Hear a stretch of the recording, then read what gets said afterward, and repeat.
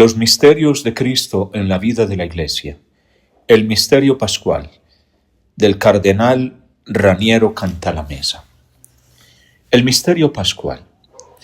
El acontecimiento que la Pascua conmemora es el paso salvífico de Dios. Pascua porque Dios pasó. Esa explicación de la Pascua se puede definir como teológica o teocéntrica, porque el protagonista de ella es Dios. El acento se pone por completo en la iniciativa divina, o sea, en la causa de la salvación más que en el efecto. El título de la colección Los misterios de Cristo en la vida de la Iglesia expresa el contenido de la misma. Se trata de reflexiones sobre momentos y acontecimientos de la vida de Jesús que pretenden poner de relieve su significado actual para la Iglesia. Los misterios de Cristo que examina el autor en esta recompilación son los mismos que la Iglesia celebra en sus principales festividades litúrgicas. Navidad, con la anunciación y la presentación de Jesús en el templo, bautismo de Cristo, la predicación de Jesús, la institución de la Eucaristía, Pascua y Pentecostés. Las reflexiones del cardenal Cantalamessa, ya de sobra conocido para el lector de lengua española por los numerosos volúmenes publicados en esta editorial, podrían servir no solo para la meditación personal, sino también como pistas para retiros y ejercicios espirituales y para la catequesis y la predicación, sobre todo con ocasión de las grandes celebraciones litúrgicas de Navidad, Pascua y Pentecostés. Los misterios de Cristo en la vida de la Iglesia, el misterio pascual. ¿Qué significa este rito? El misterio pascual en la Biblia y en los padres de la Iglesia. Nada más nacer en Israel la fiesta de Pascua, nace también con ella la pregunta sobre su significado. ¿Qué significa este rito? Éxodo 12:26. Esta pregunta, que se repite al comienzo de la cena pascual judía, acompañará la historia de la fiesta, exigiendo de ella una comprensión cada vez más profunda. Esta interpelación equivale a otra pregunta que también encontramos en las fuentes cristianas. ¿Qué recordamos esta noche? O también, ¿por qué velamos en esta noche? San Agustín. Es una pregunta importante porque permite descubrir cuál es el acontecimiento salvífico que se encuentra en el origen de la Pascua. En otras palabras, se trata de saber qué es memorial la Pascua. ¿De qué es memorial la Pascua? También para nosotros los cristianos, esa pregunta puede ser un extraordinario instrumento para lograr una comprensión cada vez más profunda del misterio pascual y sobre todo para hacer nuestra la comprensión que otros antes que nosotros han tenido de este misterio. Las dos caras de la Pascua. A la pregunta ¿qué significa este rito? Se dan en el Antiguo Testamento dos respuestas distintas, aunque complementarias. Según la explicación más antigua, la fiesta de Pascua recuerda en primer lugar el paso de Dios. El nombre mismo de Pascua se hace derivar de un verbo que indica la acción de Dios que pasa por encima en el sentido de que salta, preserva o protege las casas de los judíos, mientras hiere la de sus enemigos. Y cuando os pregunten vuestros hijos, ¿qué significa para vosotros este rito? Responderéis, este es el sacrificio de la Pascua, Pesach, de Yahvé que pasó de largo, Pashakit, por las casas de los israelitas en Egipto, cuando hirió a los egipcios y salvó nuestras casas. Éxodo 12, 26 al 27. El contenido o el acontecimiento que la Pascua conmemora es, pues, el paso salvífico de Dios. Pascua porque Dios pasó. Esta explicación de la Pascua se puede definir como teológica o teocéntrica, porque el protagonista de ella es Dios. El acento se pone por completo en la iniciativa divina, o sea, en la causa de la salvación más que en el efecto. En el Deuteronomio y en otras partes más recientes del Éxodo, la atención se desplaza del momento de la inmolación del Cordero al momento de la salida de Egipto, que se concibe como el paso de la esclavitud a la libertad. Confrontar Deuteronomio 16 y Éxodo capítulos 13 al 15. Con el cambio del acontecimiento central cambia también el protagonista o el sujeto de la Pascua. Ya no es Dios el que pasa y salva, sino que es el hombre o el pueblo quien pasa y es salvado. De ahí que esta interpretación de la Pascua pueda definirse como antropológica o antropocéntrica. Ya he dicho anteriormente que se trata de dos respuestas que no son excluyentes, sino complementarias. En efecto, también en esta segunda perspectiva, el hombre es visto como dependiente de Dios. El Éxodo es para la alianza del Sinaí. Se trata por ello de una liberación religiosa, no política, o al menos no principalmente política. El pueblo es liberado para servir a Dios, como tantas veces repiten las fuentes bíblicas. Deja libre a mi pueblo para que me sirva. Confrontar Éxodo 4:23 y Éxodo 5:1.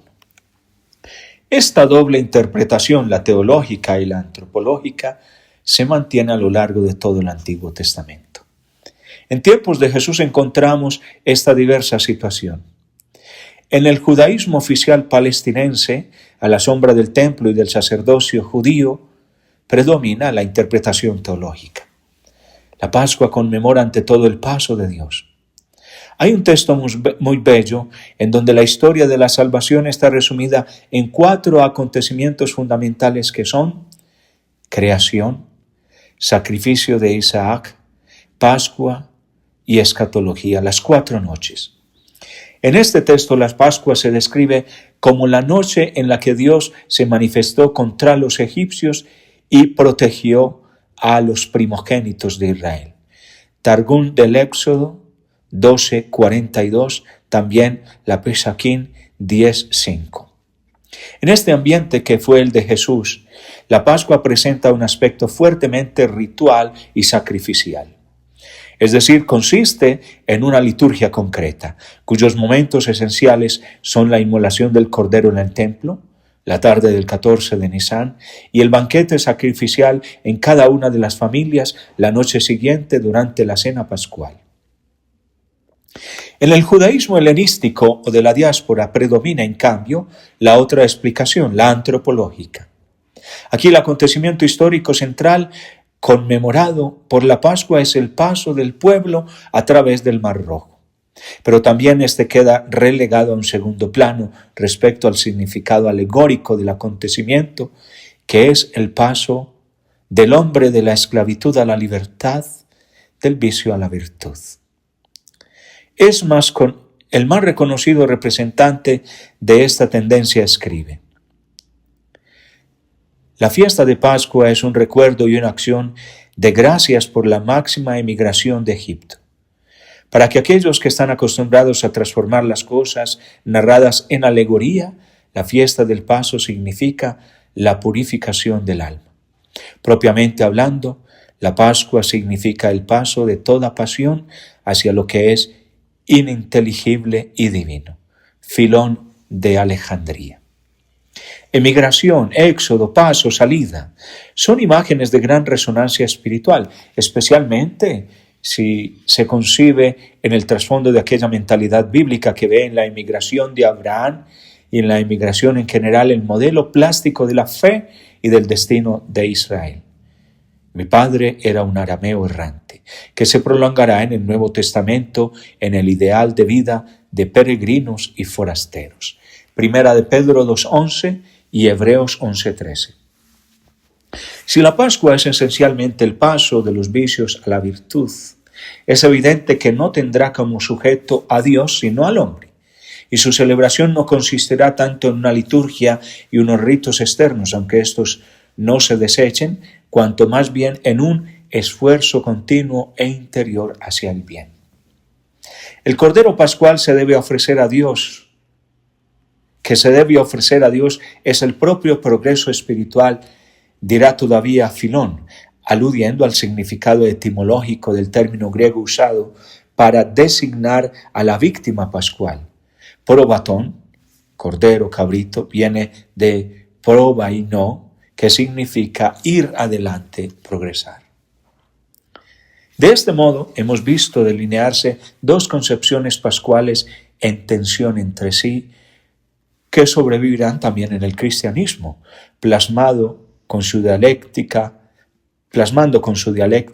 toda la espiritualidad pascual hasta nuestros días. Pasemos ahora de la Pascua judía a la Pascua cristiana y hagámonos ante todo una pregunta. ¿Cuándo comienza a existir una fiesta cristiana de Pascua? Después de la muerte y resurrección de Jesús, la comunidad cristiana primitiva siguió subiendo al templo. Durante un cierto tiempo para celebrar la Pascua con los demás judíos, pero muy pronto empezó a pensar y a vivir esta fiesta anual ya no como un recuerdo de los hechos del Éxodo o como una espera de la venida del Mesías, sino más bien como recuerdo de aquello que algunos años antes había ocurrido en Jerusalén durante la fiesta de Pascua y también como espera de vuelta definitiva de Cristo. La transformación interior precedió a la ritual y la fe cristiana de Pascua fue celebrada en espíritu y verdad, en la intimidad del corazón de los discípulos, antes que con un rito y una fiesta propia.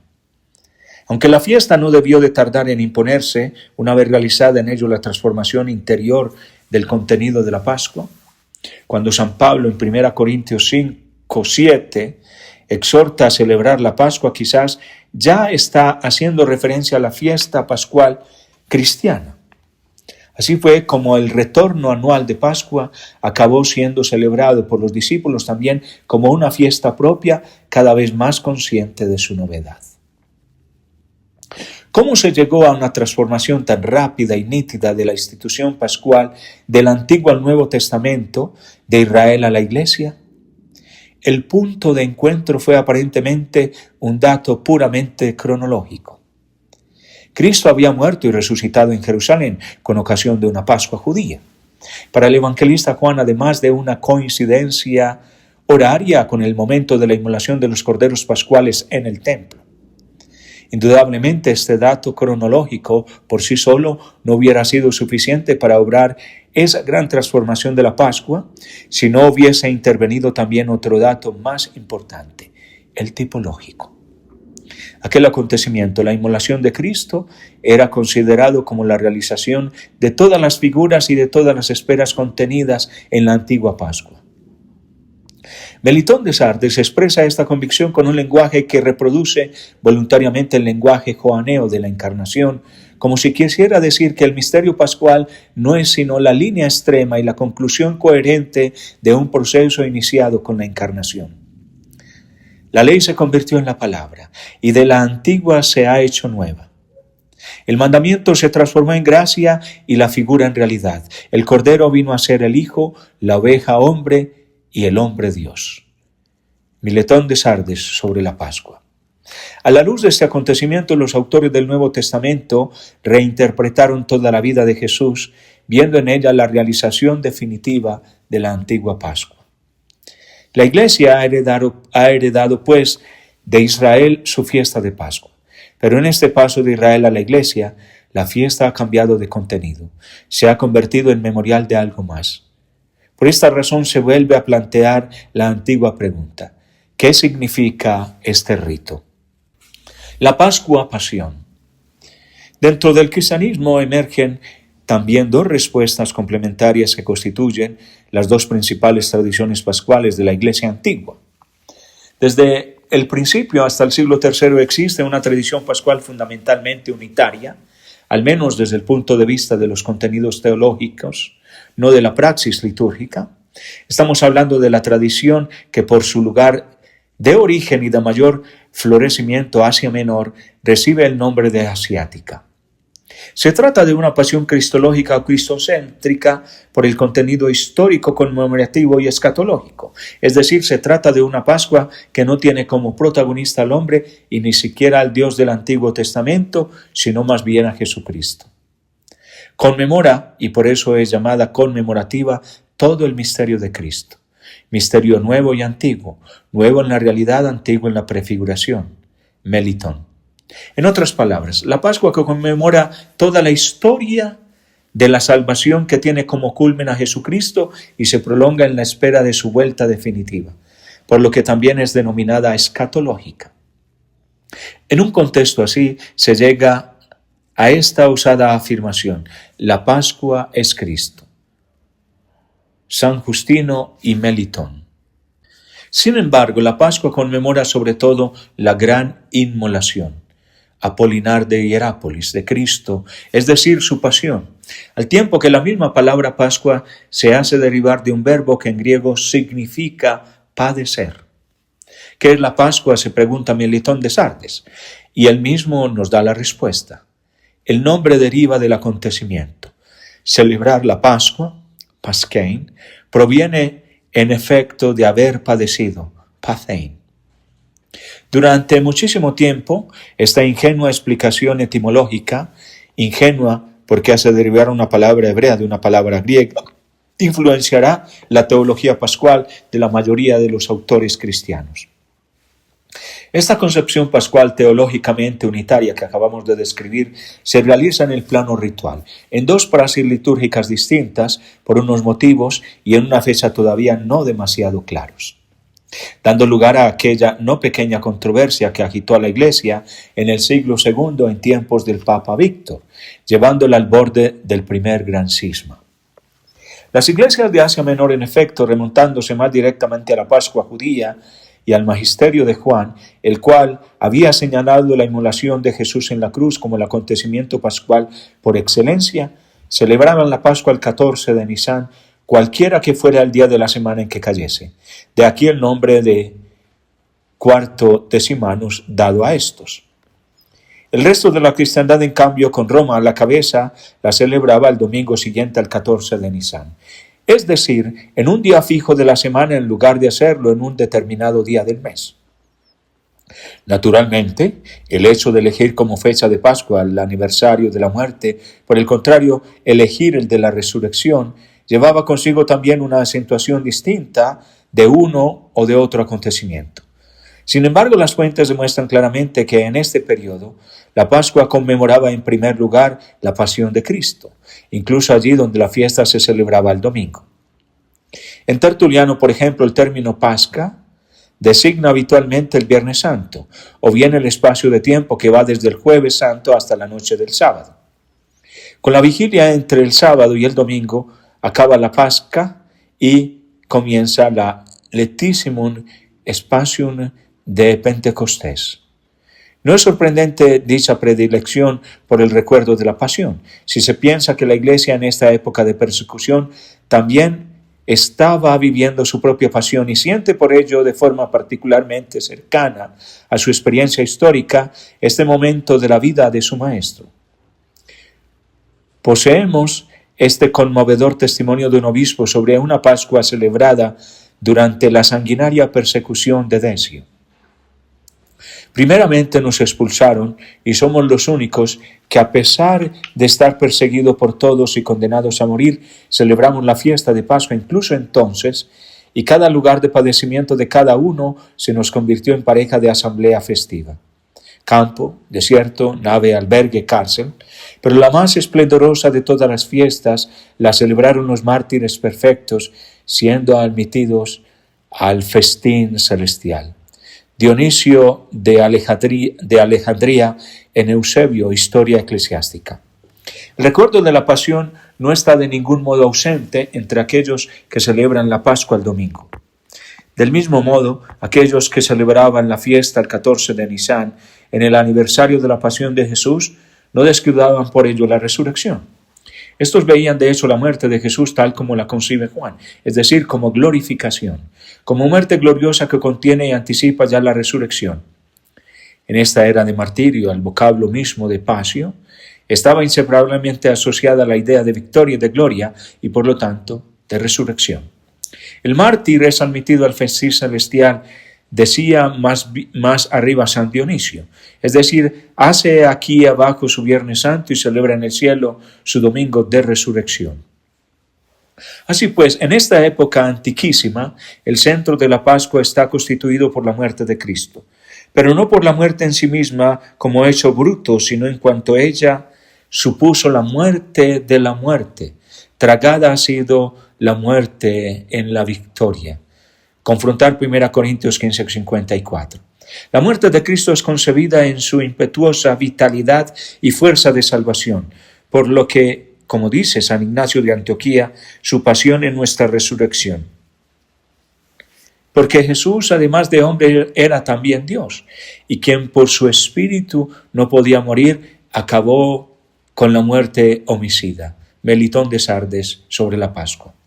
Así pues, tanto si es contemplado desde el Viernes Santos, como hacen los cuartodecimanos, como si es contemplado desde el domingo, como hacen todos los demás, el misterio pascual cambia de perspectiva y de clima espiritual, pero no de contenido teológico. La Pascua paso. En el plano teológico, la segunda gran tradición pascual nace en Alejandría a comienzos del siglo III con Clemente y Orígenes, los cuales retoman, cristianizando aquella concepción moral y espiritual que había florecido en el judaísmo helenista y que pone al hombre en el centro como sujeto y protagonista de la Pascua. En este nuevo marco, toda la vida del cristiano y de la Iglesia es comprendida como un éxodo, como un camino continuo que comienza con la venida a la fe y termina con la salida de este mundo. La Pascua verdadera está delante, no atrás. En la Pascua celeste que se celebra, sin símbolos ni figuras, en la patria bienaventurada, Orígenes. Si la Pascua es ante todo un paso del hombre, está claro que su importancia no residirá en el pasado, sino en el presente de la Iglesia, en donde se realiza dicho paso. Los acontecimientos salvíficos no son ciertamente rechazados. Sin embargo, su importancia se atenúa en cuanto que todos los acontecimientos históricos, incluidos aquellos que conciernen a Cristo, tienen un significado simbólico. La Pascua de Cristo en relación con la Pascua celeste es también, como decía San Gregorio Nacianceno, una figura, aunque más clara que la de la ley. Signo de esta deshistoricización de la fiesta es la insistencia en el ideal de una Pascua continua en detrimento de la Pascua anual que evoca de una manera mucho más explícita el acontecimiento histórico conmemorado. El principio inspirador de esta tradición es que los hechos históricos no pueden ser figura de otros hechos históricos, ni los hechos materiales de otros hechos materiales, sino más bien de hechos espirituales, Orígenes. Es decir, los hechos históricos del Éxodo y aquellos relativos a la muerte y resurrección de Jesús no se realizan principalmente en ritos litúrgicos o fiestas externas, sino en decisiones y hechos interiores y espirituales, como es, por ejemplo, a propósito de comer la carne del Cordero, el nutrirse espiritualmente de Cristo y de su palabra. La síntesis agustiniana. La Pascua, paso a través de la pasión. Estas son las dos principales tradiciones pascuales que florecieron en los orígenes de la Iglesia. A la pregunta ¿qué significa este rito?, la primera de estas tradiciones respondía, la pasión de Cristo. En cambio, la segunda contesta, el paso del hombre. Estamos, como se ve, en la prolongación de aquellas dos concepciones presentes ya en el Antiguo Testamento. Una Pascua teológica o más exactamente cristológica basada en la idea de la inmolación y una Pascua antropológica basada en la idea de paso. Las dos visiones expresan los dos protagonistas y los dos polos de la salvación, la iniciativa de Dios y la respuesta del hombre, gracia y libertad. Para uno la Pascua es ante todo un don de Dios, para otros es ante todo, aunque no exclusivamente, una conquista del hombre. Los autores posteriores hasta el siglo IV no harán más que repetir, desarrollándolas, cualquiera de estas dos explicaciones o tratarán de acercarlas entre sí de forma híbrida. es decir, sin alcanzar una verdadera síntesis teológica que conduzca de nuevo a una unidad de fondo de ambas perspectivas. Esta síntesis teológica se alcanzará precisamente con la obra de San Agustín. Entre los latinos, la ocasión para una revisión de la teología pascual tuvo lugar hacia finales del siglo IV. En este momento y en este ambiente, las distintas tensiones pascuales que se habían venido desarrollando en la Iglesia, ignorándose mutuamente, tomaron finalmente contacto entre sí, provocando una crisis saludable. A diferencia de la controversia pascual del siglo II, que se refería a la fecha y no al significado de la Pascua, esta concierne al significado y no a la fecha y a otros elementos litúrgicos. Resulta por esta razón una controversia restringida al ámbito de los teólogos que no dejará una gran huella en la historia de la Iglesia, si bien teológicamente es más relevante que la primera. Sucedió así. Los latinos que habían tomado prestado de Asia Menor su primera teología pascual habían seguido explicando la Pascua como pasión. Su Pascua era el tipo que he descrito como cristológico e histórico conmemorativo, porque toda ella se centra en Jesucristo. Escribe un representante de esta corriente. Está escrito en la Pascua del Señor, Éxodo 12:11, pero no está escrito del pueblo. El nombre de Pascua, en efecto, deriva de pasión. Por esto se llama Pascua del Señor, porque no fue el pueblo, sino el Señor quien fue inmolado en la Pascua como figura del Cordero. Gregorio de Elvira. Esta antigua explicación de la Pascua estaba muy enraizada en el pueblo y en los pastores, y nunca será del todo suplantada. Un vestigio de ella ha quedado en el prefacio de la misa de Pascua de la liturgia latina y ambrosiana, en la que la Pascua es definida como el día en que Cristo ha sido inmolado. Esta perspectiva, sin embargo, se puso en crisis al aparecer una nueva interpretación que explicaba la Pascua como paso. Quien la introdujo fue Ambrosio, quien, sabiendo griego, pudo hacer llegar a Occidente por primera vez las ideas de Filón y Alejandría, y en los que la Pascua indicaba precisamente el paso del hombre de los vicios a la virtud, de la culpa a la gracia. Como si no fuera suficiente, a esta primera innovación se añadió la de Jerónimo, que traduciendo la Biblia de los textos originales descubrió y reveló a los latinos que es cierto que Pascua significa paso, pero se trata del paso de Dios, no del paso del hombre. El nombre de Pascua, que en hebreo suena feis, escribe, no deriva de pasión, como consideran la mayoría, sino de paso, en el sentido de que el misterio que el mismo Señor pasó por encima, acudiendo en ayuda de su pueblo. La reacción a esta reforma pascual fue viva. Se hizo portavoz de ella, entre otros, el Ambrosiater, que había vivido en Roma en tiempos del Papa Dámaso. Pascua, escribe, significa inmolación y no paso, como algunos van diciendo. En efecto, primero viene la figura del Salvador y después el signo de la salvación. Con esto se quiere decir que la Pascua debe conmemorar ante todo la causa de la salvación, que es la inmolación de Cristo, en vez de su efecto, que es el paso del hombre. Existe una dificultad de fondo que impide a estos autores alcanzar una unanimidad en torno al significado de la Pascua. Dicha dificultad todavía no percibida consiste en la diversidad existente entre el nombre y el contenido de la Pascua. Aquellos que interpretaban la Pascua como paso, explicaban el nombre de la Pascua y su continuidad con la Pascua del Antiguo Testamento. Sin embargo, no daban razón de su contenido mistérico y de la novedad de la Pascua cristiana.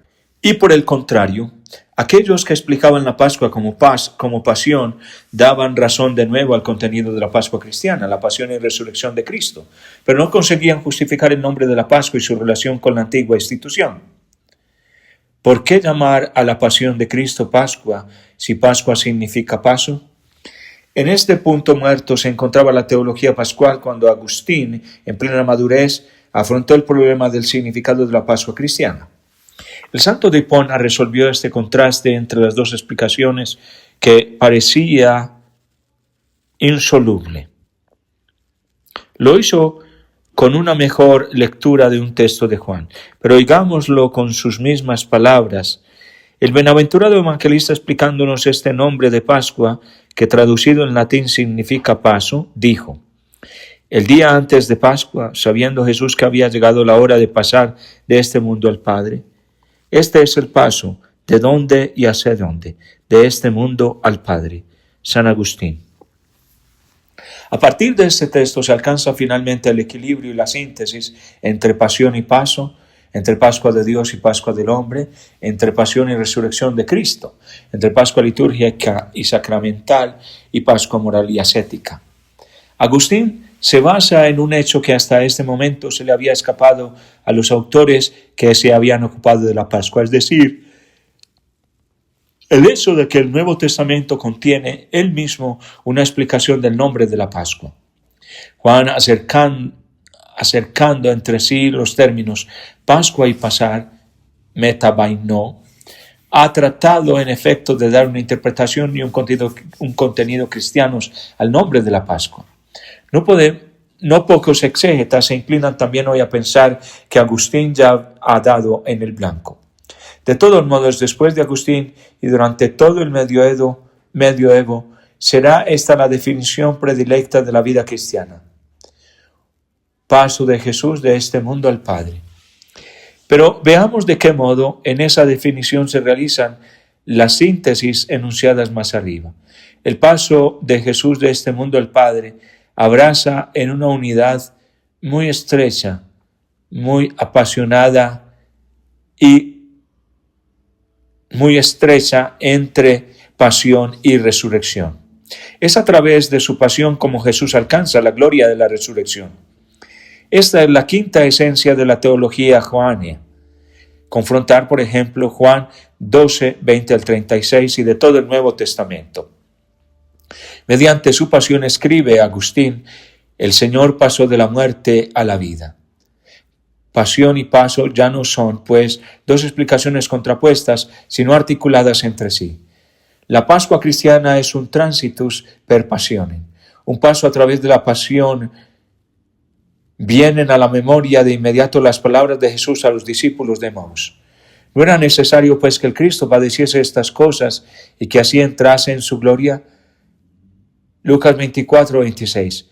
Y las palabras de Pablo.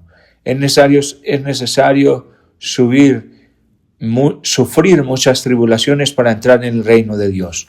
Hechos 14, 22. Pasión y resurrección de Cristo, esta es la verdadera Pascua. Puede escribir ya San Agustín. Llevando a término el proceso de cristianización de la Pascua antigua y haciéndole abrazar finalmente con pleno derecho tanto la pasión como la resurrección de Cristo. En efecto, hasta esta época nadie había explicado abiertamente el término transitus referido a la resurrección de Cristo. Pero la síntesis más importante es la otra, la que existe entre la Pascua de Dios y la Pascua del hombre. ¿Cómo se realiza dicha síntesis en la nueva definición de la Pascua? Aquí la teología pascual alcanza la profundidad de la persona misma de Cristo y queda sellada con el misterio de la encarnación. En Jesús, los dos protagonistas de la Pascua, Dios y el hombre, dejan de aparecer como alternativos o yuxtapuestos y se convierten en uno solo, porque en Cristo humanidad y divinidad son una misma persona. Autores y destinatarios de la evangelización se han encontrado. Gracia y libertad han coincidido. Ha nacido la nueva y eterna alianza, porque ya nadie podría separar a los dos contrayentes. Antes, en Cristo se han hecho una sola carne. Queda, sin embargo, una duda que disipar. Entonces, ¿es solo Jesús quien realiza la Pascua? ¿Es solo Él quien pasa de este mundo al Padre? ¿Y nosotros? He aquí la otra maravillosa síntesis de Agustín, la que existe entre la Pascua de la cabeza y la Pascua del cuerpo. En su cabeza, prosigue el texto citado más arriba, tienen los miembros la misma esperanza de seguirle a Él en el tránsito. ¿Se trata tan solo de una esperanza? Ciertamente no es algo muy hermoso.